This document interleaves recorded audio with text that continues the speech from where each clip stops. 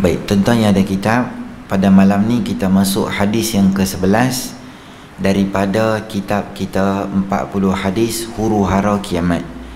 Kata pengarang rahimahullah taala, Nabi Muhammad sallallahu alaihi wasallam pemberi syafaat yang agung.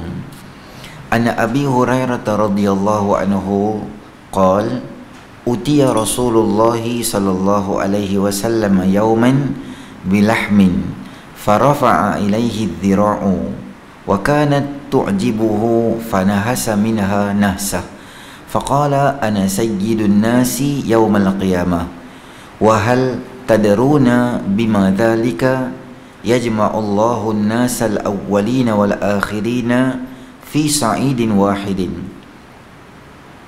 فيسمعهم الداعي وينفذهم الصبر بصر وتدنو الشمس فيبلغ الناس من الغم والكرب لا يطيقون ولا يحتملون فيقول بعض الناس لبعض ألا ترون ما أنتم فيه ألا ترون ما قد بلغكم ألا تنظرون من يشفع لكم إلى ربكم فيقول بعض الناس لبعض أُؤْتُوا آدم فيأتون آدم فيقول له أنت أبو البشر خلق الله بيدك ونفخ فيك روحي وأمر الملائكة فسجدوا لك اشفع لنا إلى ربك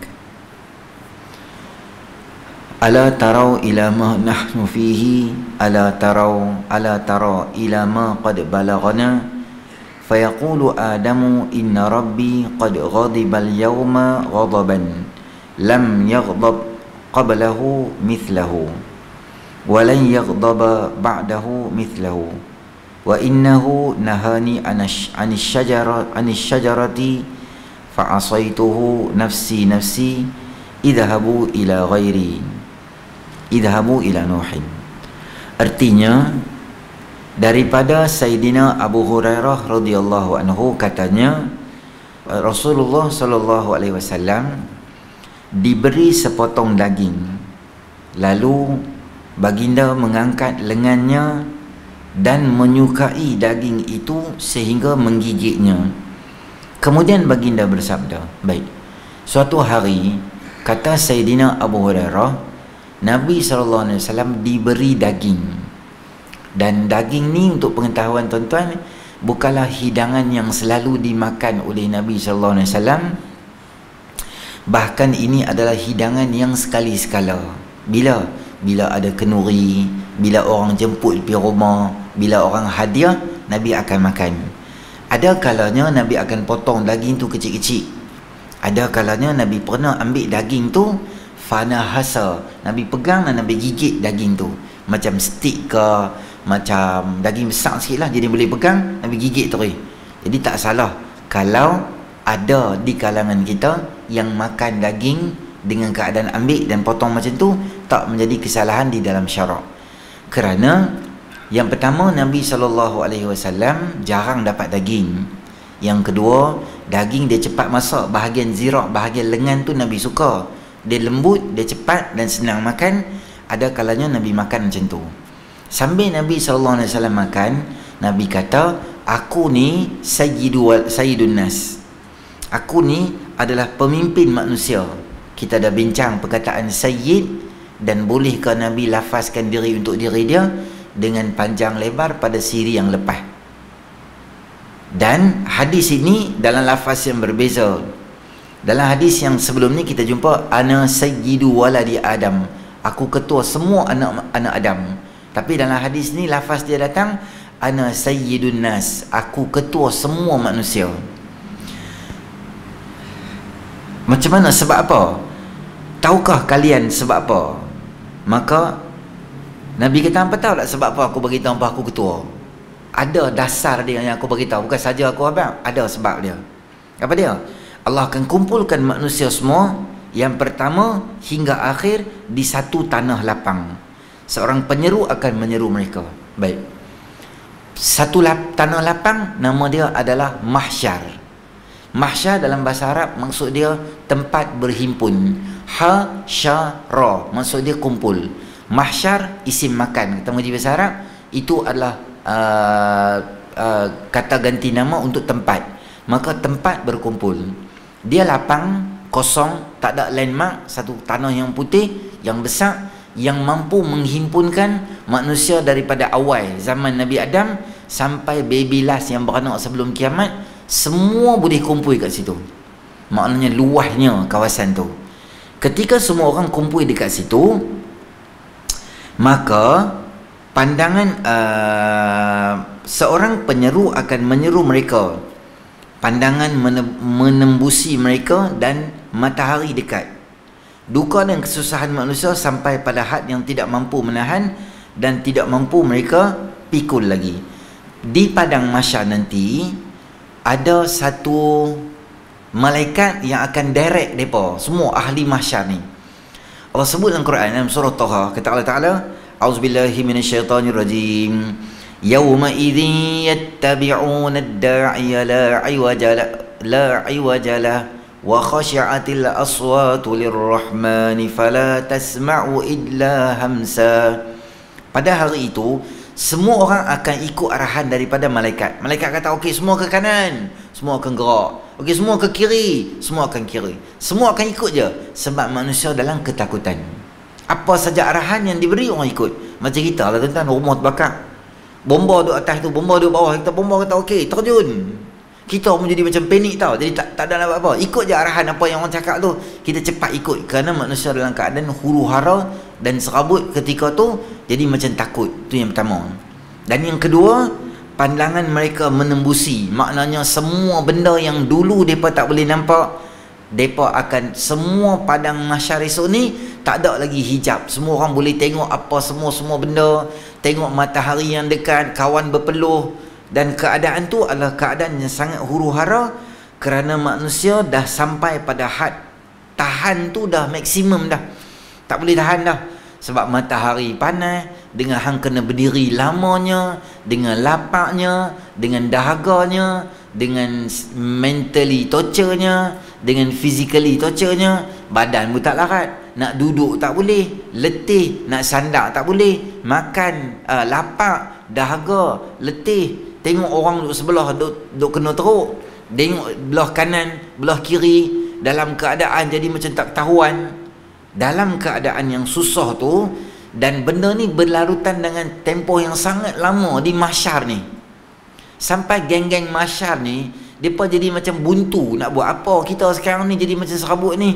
Maka depa ambil tindakan, depa buat apa? Sebahagian manusia bercakap sesama sendiri. Bercakap ni macam mana? Allah sebut dalam surah Taha, wa khashi'atil aswatu lirrahmani fala tasma'u illa hamsa. Semua orang pada ketika itu tak berani bercakap dengan kuat. Khashi'atil aswat, semua suara yang pelan dan suara yang macam bisik, dan kamu tak akan siap dengar illa hamsa. Hamsa ni bisik. Ada setengah ulama tafsir menyebut hamsa ni adalah tapak kaki manusia je dengar. Manusia tak berani nak cakap apa, kena terlalu takut dengan suasana tu. Orang tak berani nak cakap, orang tak berani nak kata apa, semua diam je. Maka geng-geng mahsyar ni sama depa, cakap tak kuat. Dunia mungkin hang gangster, mungkin hang ada tatu separuh badan, ada naga tengah belakang, tapi di hari tu siapa pun tak berani bersuara. Semua diam. Maka geng-geng mahsyar ni depa kata, adakah kalian tidak melihat keadaan yang kalian ada sekarang? Depa kata, macam mana kita ni? Kita pun dah teruk dah macam ni, duduk je, apa cerita? Maka depa rancang sama-sama depa, adakah kalian tidak melihat sesiapa yang memberi syafaat, yang mendekatkan diri pada Rabb kalian? Maka di akhirat esok depa akan pakat-pakat pergi cari satu benda, nama dia adalah syafaat. Syafaat ni apa? Recommendation. Kalau bahasa yang mudah kita faham tu. Syafaat ni Allah Subhanahu wa taala akan beri pada beberapa golongan. Antaranya adalah yashfa'u yaumal qiyamati al-anbiya thumma al-ulama thumma syuhada. Nanti di akhirat esok ni yang akan beri syafaat nama dia adalah para nabi-nabi ataupun para syuhada ataupun para solihin. Termasuk juga orang-orang yang baik dan orang yang soleh, dia boleh juga syafaat pada orang. Tak mesti ustaz, tak mesti ulama, tapi dia orang baik. Mungkin dia berniaga burger ya, mungkin dia kerja biasa ya, mungkin dia kerja bandaran, mungkin dia kerja kontraktor bancuh simen staff pada orang je, tapi dia orang yang soleh, tapi dia orang yang dekat dia dengan Allah. Dia ada kemampuan untuk tarik ribuan manusia untuk masuk dalam syurga Allah Subhanahu Wa Taala. Jadi biarlah kita kenal ramai baik-baik, biarlah kita kenal ramai orang baik. Walaupun kita ni taklah baik mana, tapi kawan-kawan kita tu kawan-kawan yang baik. Kita kawan dengan geng-geng masjid, geng surau. Andai sekiranya wala'ayazubillah tergelincir masuk dan neraka, ada rakan-rakan yang boleh tengokkan, ya Allah kami kenal dia tu, keluarkanlah dia ya Allah. Mereka boleh merayu untuk minta bantuan pada Allah Subhanahu Wa Taala. Kerana pentingnya kita cari orang atau kawan yang baik-baik yang boleh bantu kita nanti di akhirat. Tak apalah tu panjang bab syafaat. Cuma orang masyar ni mereka pergi jumpa siapa? Ada orang cakap sama sendiri, datanglah kepada Adam. Maka mereka datang kepada Nabi Allah Adam AS. Mereka kata, wahai Adam, engkau adalah bapa seluruh manusia. Anta Abul Bashar, kamu bapa pada semua manusia. Kerana apa Nabi Adam digelar bapa semua manusia? Kerana dia adalah manusia yang pertama dilahirkan oleh Allah, dan Sayyidatina Hawa menjadi isterinya. Daripada itulah Allah alirkan zuriat keturunan manusia sampai hari ini. Semua tu hasil daripada dua orang manusia yang menjadi bapa pada semua manusia di muka bumi. Dia tuan-tuan ada tiga benda. Satu, nama dia Abul Bashar. Abul Bashar, bapa manusia. Yang nombor dua, nanti kita jumpa, nama dia adalah Abul Bashar Athani, bapa manusia nombor dua. Siapa dia bapa manusia nombor dua? Nabi Allah Nuh alaihissalam. Kerana zaman Nabi Allah Adam alaihissalam lahir zuriat anak keturunan dia semua, sehingga sampai zaman Nabi Allah Nuh alaihissalam berlaku banjir yang besar. Itu sebahagian daripada azab yang Allah beri pada kaum dia yang mereka tak mau ikut cakap dia. Banjir besar. Kata Allah Ta'ala, وَجَعَلْنَا ذُرِّيَّتَهُ هُمُ الْبَاقِينَ, kami jadikan zuriatnya itu adalah zuriat yang baki dan belen. Maknanya seluruh dunia banjir habis semua, tak ada siapa yang naik kapal itulah selamat. Ada ulama kata banjir seluruh dunia, ada ulama kata tak, dia tak banjir seluruh dunia, dia banjir di benua yang berhampiran. Kerana tamadun manusia masih belum berkembang besar. Baru Nabi Allah Nuh, Nabi Allah Adam, kemudian Nabi Allah Idris, kemudian Nabi Allah Nuh alaihissalam. Kemungkinan penempatan manusia taklah sampai menyeluruh ke seluruh dunia. Kemungkinan ada benua-benua yang berhampiran dengan kawasan tu. Tamadun makin lama membesar, makin lama makin besar, makin lama makin membesar. Maka seluruh kawasan tu banjir. Yang hidup hanyalah manusia yang ada di atas kapal dan binatang-binatang yang sempat diselamatkan sahaja. Maka Nabi Allah Nuh alaihissalam digelar sebagai bapa manusia yang kedua. Seolah-olah zuriat Nabi Allah Adam alaihissalam yang pertama yang habis tak beriman, semua ditenggelamkan oleh Allah, diberi nafas baru dengan lahirnya Nabi Allah Nuh alaihissalam di atas kapal tadi tu. Dan nombor tiga, ada satu gelaran yang kita panggil dia sebagai Abul Anbiya, bapa kepada semua nabi-nabi. Itu adalah Nabi Allah Ibrahim alaihissalam. Anak Nabi Ibrahim alaihissalam nama Ismail, wa min wara'i Ishaq Yaqub. Kemudian Nabi Allah Ishaq, kemudian Nabi Allah Yaqub. Kesemua nabi-nabi ini turun susu galur para anbiya alaihissalatu wassalam, sehingga baginda Nabi sallallahu alaihi wasallam melalui susur galur anak Nabi Ibrahim, nama dia Nabi Allah Ismail alaihissalam. Daripada Nabi Allah Ishaq alaihissalam turun lagi para anbiya, Bani Israel ni turun banyak main ke situ. Seolah-olah nabi-nabi ni ketua, atau bukan ketua, bapa segala nabi-nabi ni, kebanyakan nabi-nabi berasal daripada zuriat keturunan Nabi Allah Ibrahim AS. Maka dia mai jumpa siapa? Nabi Adam. Dia berkata, wahai Nabi Adam, kamulah manusia pertama kat muka bumi, tolonglah kami. Dan nabi-nabi yang dijumpai oleh penduduk mahsyar ni adalah para nabi-nabi yang disebut sebagai ulul azmi. Ulul azmi. Kita ada Nabi Nuh, akan dijumpa pula Nabi Adam, akan jumpa Nabi Adam tak masuk ulul azmi lah. Nabi Nuh, Nabi Isa, Nabi Musa, Nabi Ibrahim dan Nabi SAW. Sebagai ekstranya Nabi Allah Adam AS. Kemudian tanya kat Nabi Adam, engkau adalah manusia yang diciptakan oleh Allah, engkau lah bapa seluruh manusia. Nabi Adam ni tuan-tuan, dia adalah salah satu daripada ciptaan Allah Ta'ala yang ajaib. Bukan ajaib, maksudnya kekuasaan Allah Ta'ala, kerana dia tak melalui proses yang biasa. Dia tak ada mak, dia tak ada bapa, dia tak ada zaman kecil, dia tak ada zaman remaja. Terus Allah Ta'ala besarkan dia dalam satu umur yang sesuai, terus dia besar macam tu. Ada lagi tak makhluk Allah Ta'ala yang dilahirkan tanpa mak dan tanpa bapa, tanpa melalui proses yang biasa? Ada. Yang antaranya adalah naqah Nabi Allah Saleh AS, unta Nabi Allah Saleh.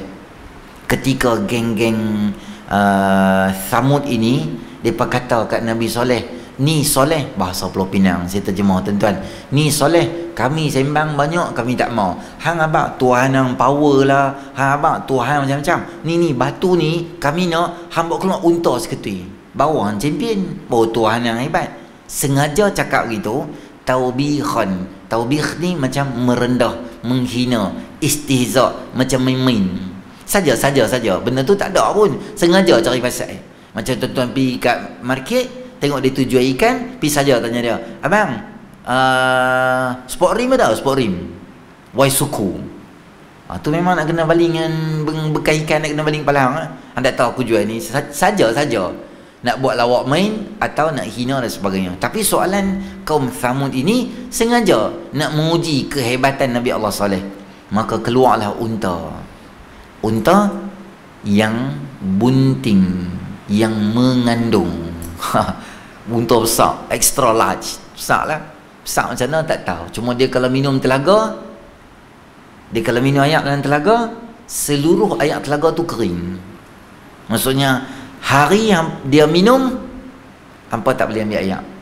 Esoknya air dah naik balik, hampa ambil air untuk hari ni dan spare siap-siap air untuk esok. Kerana esok time dia minum, memang hampa tak boleh ambil air lah. Susah lah macam ni. Kami nak hidup sambil air ke tu. Hampa yang minta. Hampa yang minta kan. Hampa cari pasal. Kemudian dia tak puas hati, dia bunuh unta Nabi Allah Saleh. Itu tak apa cerita panjang. Antara makhluk lagi yang beranak tanpa mak bapak ni siapa dia? Besar teri. Ular Nabi Allah Musa AS. Sebab tongkat dia baling, terus jadi ular. Tu antara apa dia? Yang Allah Subhanahu Wa Taala lahirkan dengan kudrat luar biasa Allah Ta'ala buat. Termasuk Nabi Allah Isa AS tanpa seorang ayah. Tapi beza pula kalau makhluk yang Allah panjangkan umur dia. Siapa makhluk yang Allah panjangkan umur dia? Yang pertama Nabi Allah Isa AS. Sampai lah hidup lagi. Di mana? Tak tahu. Barrafa'ahu Allahu ilaih. Bahkan Allah angkat Nabi Isa, letakkan dia di satu lokasi dan posisi, dan kita yakin Nabi Isa akan turun pasti untuk menghadapi semua fitnah akhir zaman, termasuk Dajjal dan sebagainya. Nombor dua, makhluk yang Allah panjangkan umur dia, nama dia syaitan. Qala rabbi anzirni ila yaumi yub'atsun. Ya Allah, panjangkan umur aku sampai umur pada hari kiamat nanti. Allah bagi kat dia kelebihan, bukan kelebihan, Allah bagi kat dia sebagai satu ujian pada kita. Allah panjang usia dia. Nombor tiga, Allah panjangkan usia siapa dia? Nama dia adalah Dajjal. Dajjal ada lagi? Ada. Tahu mana ada? Tamim Ad-Dari radhiyallahu anhu, dia pernah jumpa dengan staf dia yang terpecah sapan di tengah laut tu. dia duk ada dah. Dia bagi tahu apa tanda-tanda kau akan main. Dan yang keempat, Allah panjangkan usia dia sampai hari ni duk ada siap dah. Geng-geng tu geng apa? Nama dia Ya'juj wa Ma'juj. Ustaz tahu mana dia panjang umur? Tuan-tuan balik rumah baca surah Al-Kahfi. Ya'juj dan Ma'juj pernah ganggu seorang penduduk yang ketika itu raja dia adalah Zulqarnain, dan raja Zulqarnain kata atuni zubaral hadid hatta idza sawa baina as-sadafaini qala anfukhu, bawa ke aku besi-besi, bawa mai semua besi, kita leburkan besi, kita buh dalam bekas, kita tuang masuk sampai satu peringkat dia tak boleh korek dan keluar dah. Tapi dia akan keluar satu masa ketika Allah izinkan dia untuk keluar, dia akan keluar. Maknanya ada dah. Bila akan keluar? Bila berlaku kiamat, nanti dia bila akhir zaman dia akan keluar. Tu Allah panjangkan usia semua yang saya habaq tu. Adapun Nabi Allah Khidir alaihissalam masih menjadi khilaf, adakah masih hidup ataupun tidak. Baik. Maka jumpa Nabi Adam, mereka kata dia, bukankah Allah telah tiupkan roh pada kamu dan memerintahkan para malaikat sujud pada kamu? Sujud ni maksud dia apa?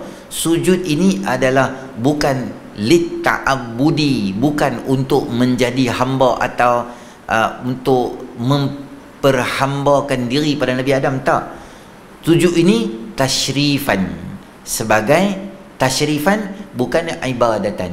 Tasyrifan ni maksud dia apa? Sebagai penghormatan. Macam kita bagi salam kat orang lah. Okey, aku dah buat dah makhluk pertama, okey semua bagi salam kat dia, tapi bagi salam tu dengan versi sujud kepada Adam alaihissalam. Yang tak sujud siapa? Iblis. Berilah kami syafaat kepada Rabbmu, mana tidak keadaan kami lihat ini. Kata Adam alaihissalam, Rabbku waktu ini benar-benar sedang marah. Tidak pernah marah seperti itu sebelum ini dan tidak pernah marah sesudahnya. Dulu dia melarangku daripada mendekati pokok, tapi aku derhaka. Oh diriku, pergilah pada orang lain, pergilah kepada Nuh alaihissalam. Nabi Adam kata, Allah ni marah sangat ni, aku tak berani nak jumpa, nak cakap dengan Allah. Apa isu nak suruh nak cepatkan hisab ke, nak buat ke, aku tak berani nak cakap. Aku rasa ada penghalang satu benda aku, sebab aku dah buat satu dosa dan silap dah. Silap aku apa? Allah kata, wala taqraba hadhihi syajarah, jangan pergi dekat dengan pokok ni. Tapi aku pergi dekat pula pokok tu, aku dah pergi makan dah, aku dah melanggar perintah Allah, aku risau sangat. Yang itulah duk terngiang-ngiang di telinga aku, aku takut Allah akan marah kat aku lagi. Kata Nabi Allah Adam alaihissalam. Ini kata ulama tawadu'an, atas nama tawaduknya Nabi Allah Adam alaihissalam.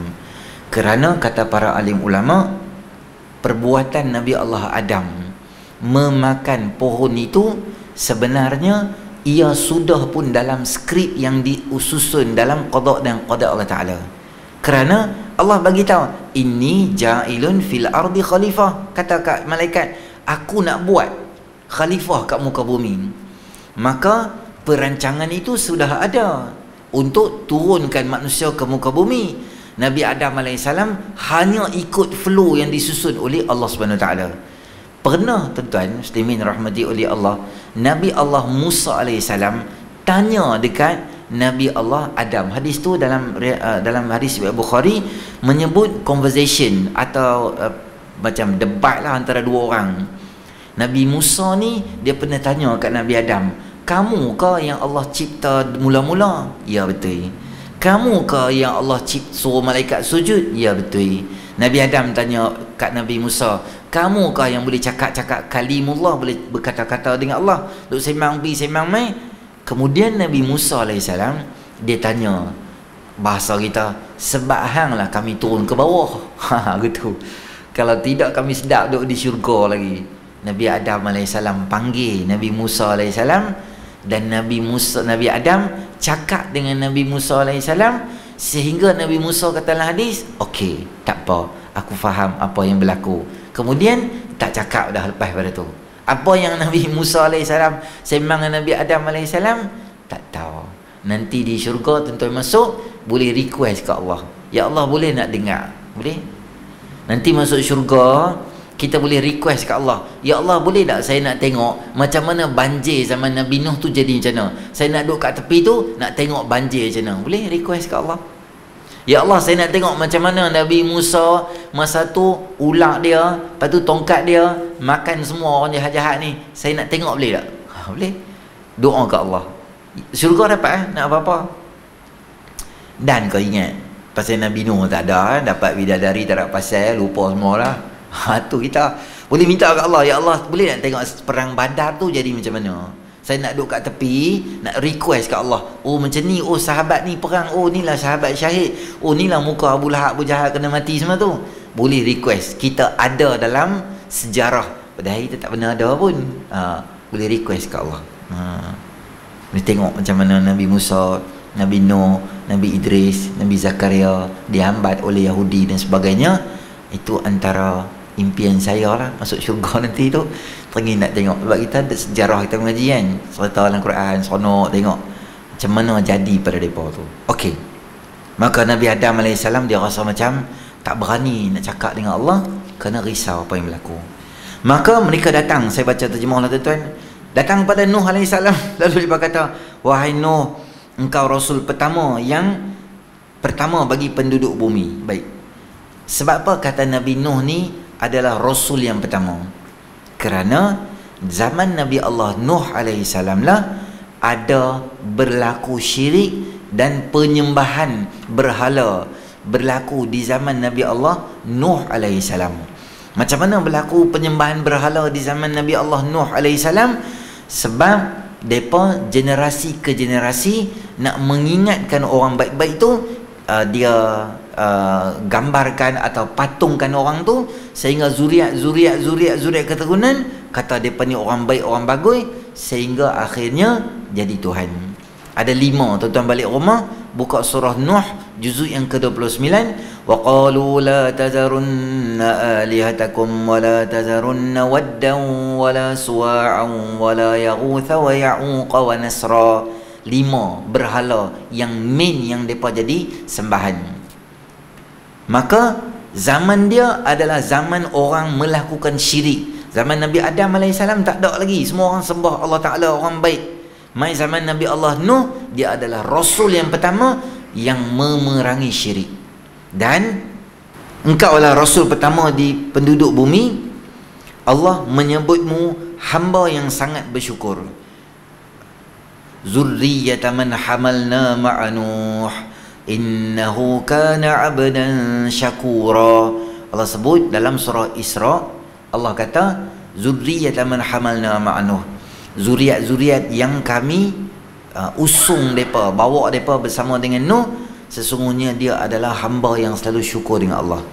Kata para alim ulama, gelaran abdan syakura, hamba yang selalu terima kasih ke Allah, yang syukur ke Allah ni dapat kepada Nabi Nuh kerana kata para alim ulama, idza akala aw syariba hamidallah. Kalau dia pakai baju, kalau dia minum air, kalau dia makan, kalau dia buat apa saja benda, rakiba atau dia menunggang kenderaan unta, kuda dan sebagainya, dia tak pernah lekang mulut dia sebut alhamdulillah, syukur dengan Allah. Dia selalu suka sebut perkataan syukur dan terima kasih atas nikmat yang Allah beri. Maka Allah panggil gelaran name tag Nabi Nuh abdan syakura, hamba yang banyak terima kasih kepada Allah Subhanahu Wa Taala. Dia katalah, wahai Nuh, kamu ni orang pertama Rasul memerangi syirik. Allah mesti sayang dekat kamu sebab kamu bawa orang dekat dengan Allah. Dan nombor 2, Allah sayang kat kamu sebab Allah panggil kamu abdan syakura, hamba yang terima kasih dengan Allah. Boleh tak kamu request, kami request dekat kamu supaya cakaplah dengan Allah dengan wahyu kelebihan Nabi yang Allah beri pada kamu, supaya cepat hisap. Kami tak tahan dah, kerana nama kamu dicadangkan oleh Adam AS. Nabi Allah Adam kata, pi cari Nuh, dia boleh tolong hampa. Maka Nabi Allah Nuh AS kata, Rabbku ini benar-benar marah. Dia tak pernah marah sebelum ni, dan dia tak pernah seperti ini dan sesudah ini. Dulu aku pernah berdoa keburukan untuk kaumku. Oh diriku. Nabi Nuh rasa bersalah kerana Nabi Nuh AS telah doa keburukan untuk kaum dia. Baik, benarkah Nabi Nuh alaihissalam telah melakukan kesilapan? Sedikit perbincangan para alim ulama, jawapan dia itu tidak. Sebab apa Nabi Nuh kata? Sebab dia rasa benda tu sebagai bersalah kot. Ada benda apalah aku buat salah. Yang tu padahal tak salah pun. Sebab apa tak salah? Yang pertama, tindakan Nabi Nuh alaihissalam doa kepada umat dia itu adalah setelah hampir 950 tahun buat dakwah. Bukan 1-2 hari. Memang jenis bangsa ketegak, tak mau dengar cakap beratus tahun. Bukan kata keturunan hampa, mungkin dah anak cucu hampa daripada lama tak beriman. Maka boleh kita Nabi Nuh alaihissalam doa tu tak menjadi satu kesilapan. Tapi dia rasa bersalah. Ya Allah, habislah aku doa, Tuhan marah kat aku ke ni, Tuhan marah kat aku ke. Dia rasa bersalah. Padahal benda tu tak ada apa pun. Sebab Nabi-Nabi, orang dekat dia dengan Allah, walaupun benda tu kecil, dia rasa macam bersalah kat diri dia. Sebab kaedah sebut birrul muhsinin sayyiatul muqarrabin. Orang baik-baik, dia buat baik, tapi orang yang muttaqin, bertakwa, rasa benda tu bersalah dan tak patut buat gitu. Contoh saya beritahu tuan-tuan, contoh kita waktu kerja kita masuk pukul 8, tapi kita masuk pukul 8.15. Bukan jam saja, masuk lambat sebab pergi cafeteria, pergi kena tarik dengan roti canai dulu. Padahal waktu rehat ada pukul 10 lagi saja, pergi awal 8.15 baru masuk. Kalau ikutnya masuk 8.15, maksud dia apa? Maksud dia ambil dah waktu kerja hang, patut hang kerja, hang pergi tabuh tarik. Benda tu tak betul lah. Tapi kebanyakan orang rasa apa? Alah, buat teruk pula 9 minit gitu ya. Bukan aku tak main, ada bawah ni ya. Bos telefon aku naik ya. Dia anggap biasa. Tapi kalau orang yang muttaqin, orang yang bertakwa dengan Allah, dia rasa tak patut aku buat macam ni. Aku masuk dulu pejabat. Kalau aku nak keluar, aku minta izin pada bos aku. Jadi dengan izin hang keluar, ada tempoh masa. Itu berlainan dengan izin kita keluar. Kalau bos kita kata, tak gila pukul 10, kalau apa-apa nak pergi makan awal, boleh kita ikut ya. Jadi orang tu dia anggap apa? Tak boleh ni, 15 minit ni rasa macam tak betul ni. Nanti gaji aku kacau ni. Gaji aku, dia main fikir banyak benda. Tu orang apa? Muttaqin. Orang biasa, apa dah buat ustaz pula, mangkak pula dia maki. Padahal dia tu nak jadi baik kan. Nabi Nuh, para anbiya, benda tu tak apa je, tapi dia rasa bersalah. Macam tuan-tuan lah, photostat benda sendiri kat tempat kerja. Kita nak minta bantuan Jabatan Kebajikan Masyarakat. Jabatan Kebajikan Masyarakat kata, hang kena photostat IC, kena photostat yang ni, 3, 4, 5 benda. Kita pergi tempat kerja. Lepas tu kita ingat, photostat tahun ni lah, kita pun pandai, tak IC, photostat. Kita punya barang semua ada dah, photostat ada, 5 helai kita photostat. Kita ingat apa? Malai lah, tak marah lah.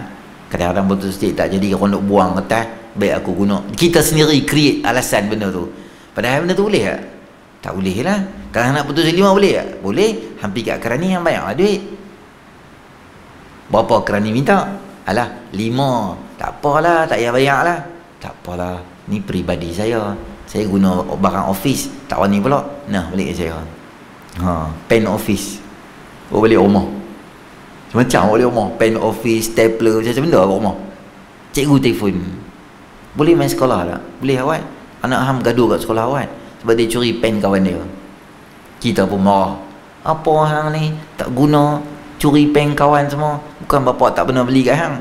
Tapi dalam masa yang sama, dia tak tahu. Bapak dia tunjuk contoh kat dia. Tu semua barang pejabat. Barang pejabat je setengah lori je dekat rumah. Kertas printer A4 dia ambil seketui satu roll untuk balik rumah dia. Sebab anak dia nak print. Ya ilaha illallah. Dia sambung belajar. Dulu dia diploma, sambung ijazah.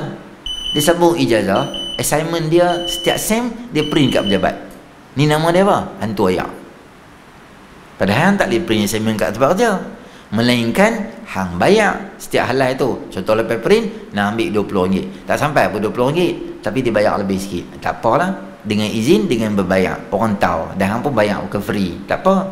Ni saja-saja main photostat, main print. Kita rasa alah, aku kerja pejabat ni 20 tahun dah, khidmat aku berlambak, takkan satu pen aku ambil bos aku nak marah. Dia main bos tak tahu. Tapi kalau orang bertakwa, oi tak boleh ni, benda ni benda peribadi, kita tak boleh buat ni. Pen ni bukan pen kita, stapler ni bukan stapler aku, kena letak balik barang-barang pejabat gitu. Tu muttaqin. Para anbiya tu kita. Maka para anbiya benda tu tak apa, tapi dia rasa macam lemah, rasa macam galat lah, aku dah buat macam tu, aku tak berani cakap dengan Allah lah. Macam tu perasaan para anbiya, termasuk Nabi Allah Nuh alaihissalam. Maka Nabi Nuh kata, pergilah kamu kepada Nabi Allah Ibrahim alaihissalam, hampi kat Nabi Ibrahim, mungkin Nabi Ibrahim boleh bantu hampa. Maka manusia sampai, wahai, kata Nabi Ibrahim alaihissalam, dia pergi kata macam tu jugalah, wahai Ibrahim, tolonglah kami, keadaan kami macam ni, tak nampak ke, boleh ke bantu kami? Rabbku waktu ini benar-benar marah, dia tak pernah marah sebelum ni. Lalu baginda menyebut perkara penipuan yang pernah dilakukan. Oh diriku, pergilah pada orang lain. Nabi Ibrahim kata, ada 3 benda aku pernah tipu masa aku hidup dulu. Aku rasa takut sangat Allah akan marahku. Hampa pergilah jumpa Nabi lain. Katanya siapa? Nabi Allah Ibrahim alaihissalam. Apa 3 tipu tu? Bukan tipu pun, macam tadi itulah. Syarah hadis sebut tawaduknya Nabi Ibrahim. Dia rasa benda tu tipu, padahal tak tipu pun. Apa dia 3 benda tu? 1. Yang pertama, ketika Nabi Ibrahim alaihissalam masih muda, umur 17-18, ketika tu dia dah mula nampak dah apa yang sedang berlaku pada kaum dia, yang okey dan tak okey. Depa geng semua berhala apa semua. Dan depa semua mengetahui bahawa Nabi Ibrahim ni dia tak berapa minat dengan apa yang depa sedang buat. Tapi depa pergi dekat dia satu hari, depa ada function di tempat yang lain, macam ada malam keramaian, malam pesta muda-mudi macam tu lah kot. Semua kampung pi. Orang kata, Ibrahim, jomlah kita pi sekali. Dia kata, qala inni saqim, aku ni sakit, aku tak mau pi, hampa pilah. Ayat tu berada dalam surah As-Saffat juzuk 23. Kata Nabi Ibrahim, aku sakit. Depa pun pi. Bila depa pi, penipuan yang pertama, tapi bukan tipu pun. Apa dia? Nabi Ibrahim AS kata aku sakit. Orang yang dengar, mereka faham dia sakit, demam, tak larat, nak bangun. Tetapi maksud sakit Nabi Ibrahim itu adalah, aku sakit hati tengok syirik yang hampa buat ni. Allah bagi makan kat hampa, tapi aku geram tengok hampa, sakit hati tengok hampa, sebab hampa duk pergi sembah selain daripada Allah. Aku tak mau lah, aku sakit lah, hampa pergi lah. Orang faham sakit tak sihat. Nabi Ibrahim faham sakit hati dengan perangai syirik hampa. Tak tipu pun benda tu, tapi rasa bersalah depan Allah tu, rasa macam tak betul. Nombor 2, ketika mana Nabi Allah Ibrahim AS duduk di rumah, apa projek dia buat? Dia pergi hancurkan semua berhala-berhala kecil, dia gantungkan berhala besar tu kapak yang besar. Kisah ni ada dalam mana? Dalam surah Al-Anbiya juzuk yang ke-17. Tuan balik buka, step by step, satu-satu Allah cerita dengan jelas apa yang berlaku. Ketika mereka balik tu, mereka pergi jumpa Tok Kong dulu. Jenis tu. Balik function apa semua, tak balik rumah. Kira balik jumpa Tok Kong dulu. Pergi masuk ke berhala, habis hancur kepala kecil-kecil. Maka mereka tanya mereka, siapa yang buat ni? Man fa'ala hadza bi alihatina? Siapa yang buat macam ni kat Tuhan-Tuhan kita? Kata kaum Nabi Allah Ibrahim AS. Maka mereka kata, ada orang tak ikut? Namrud kata, ada orang tak ikut, ada di kalangan kita seorang yang tak ikut. Apa dia? Inna sami'na fatan yadhkuruhum yuqalu lahu Ibrahim. Kami ada dengar satu orang fata. Fata ni anak muda, yang mereka panggil dia Ibrahim. Adalah kami duk dengar nama dia tu Ibrahim. Dia budak muda ya, dia selalu macam tak suka orang kita ni. Maka Namrud kata, panggil dia mai. Berlakulah kisah yang kedua. Maka Nabi Ibrahim alaihissalam, sebenarnya itu adalah sebahagian daripada strategi dakwah Nabi Allah Ibrahim. Tapi dia rasa macam alamak, kalat lah aku pergi habaq macam tu pula. Dia kata bal fa'alahu kabiruhum haza, yang buat tu, yang dia tak, Nabi Ibrahim tak kata aku tak buat. Nabi Ibrahim kata yang buat tu yang besar tu. Tujuan dia nak bagi hampa fikir.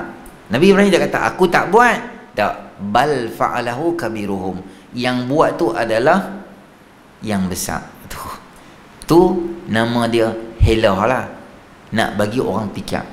Dan yang ketiga, ketika Nabi Allah Ibrahim alaihissalam sampai ke Mesir, bila dia sampai kat Mesir, orang ada raja yang mental, raja yang otak tak apa betul. Sebab apa? Dia kalau isteri orang dia kacau, kalau adik dia tak kacau. Dia jenis minat isteri orang. Sebab tu saya habaq mental. Dia ada masalah otak. Maka ketika Nabi Ibrahim alaihissalam pi dengan isteri dia, Hajar alaihissalam, masa tu ada Sarah isteri dia. Isteri pertama dia nama Sarah, isteri kedua dia nama Hajar. Bukan Hajar. Ketika sampai, orang kampung dah maklum dah, Nabi Ibrahim tahu.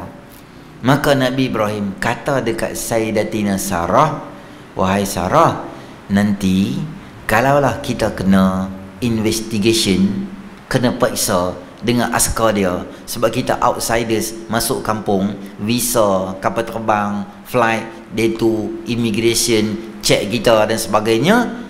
Nanti hang kalau kena tahan sampai ke raja dia atau aku kena tahan, kalau dia tanya hang siapa, aku tanya hang siapa, hang kata aku saudara hang saudara aku. Hang jangan terhabaq suami isteri, kerana laki tu akan kacau dia, kacau hang atau ganggu hang, kerana dia tu adalah dia macam mental sikit lah. Maka betul raja ni tangkap Sarah, isteri Nabi Allah Ibrahim alaihissalam, dan dia tanya siapa yang kat luar tu. Maka kata Sayyidatina Sarah, itu siapa? Itu adalah saudara aku, itu akhi, saudara aku. Salah ada apa yang Nabi Ibrahim ajak suruh isteri dia cakap kata? Tak salah, kerana dalam ketika negara Mesir ketika itu dengan raja mental tu, daripada orang yang Islam. Aku Islam, hang Islam, dua-dua agama hanifan muslimah, Islam dua-dua. Jadi innamal mu'minuna ikhwah, orang Islam tu bersaudara. Hang saudara aku saudara hang. Saudara atas nama la ilaha illallah. Ataupun kita, adapun kita suami isteri. Maka masuklah Sarah dalam bilik. Tapi Sarah ni terlalu cantik tuan-tuan. Disebutkan oleh Nabi SAW, utiya Yusuf wa ummuhu syatrul husni, diberikan kepada Nabi Yusuf alaihissalam dan mak dia. Mak di sini maksud dia apa? Mak tu bukan isteri Nabi Yaqub. Mak tu adalah tok dia nama Sarah. Ibrahim alaihissalam, wa min wara'i Ishaq wa Yaqub. Nabi Ibrahim alaihissalam dapat anak Nabi Allah Ismail dan Nabi Allah Ishaq. Nabi Allah Ishaq, wa min wara'i Ishaq wa Yaqub. Lepas Nabi Allah Ishaq dapat Nabi Allah Yaqub alaihissalam, anak dia. Lepas Nabi Yaqub alaihissalam dapat satu lagi Nabi, nama dia adalah Yusuf alaihissalam. Jadi Yusuf bapa dia Nabi, tok wan dia Nabi, nyang dia Nabi. Jadi nyang dia isteri nama Sarah. Sarah ni sangat cantik dan lawa. Walaupun dia habaq kata ini saudara aku, hampa adik-beradik, tapi dia punya mental tu jadi lagi mental dan teruk. Dia kata hang saudara ke apa, sebab hang comel sangat, aku nak kacau hang. Allahumma in kunta ta'lamu inni amantu bika wa bi rasulika wa ahsantu farji illa ala zawji fala tusallit alayyal kafir. Ya Allah, andai sekiranya engkau mengetahui aku beriman pada kamu dan nabi kamu, wa ahsantu farji, engkau peliharalah kehormatanku illa ala zauji, kecuali kepada suami aku. Maknanya suami aku dengan aku tak apa, orang lain kau jaga kehormatan. Saya terjemah kehormatan lah, bahasa yang sopan sikit.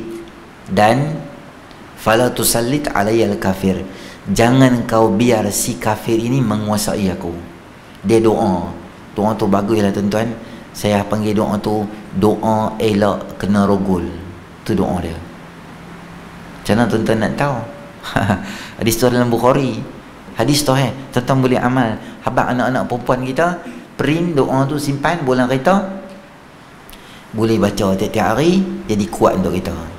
Sarah baca doa tu, raja gila mental tu, tuan-tuan jadi apa? Jadi macam kena Parkinson. Dia nak pegang ya, sini ya, ketak, kedebam dia jatuh tu.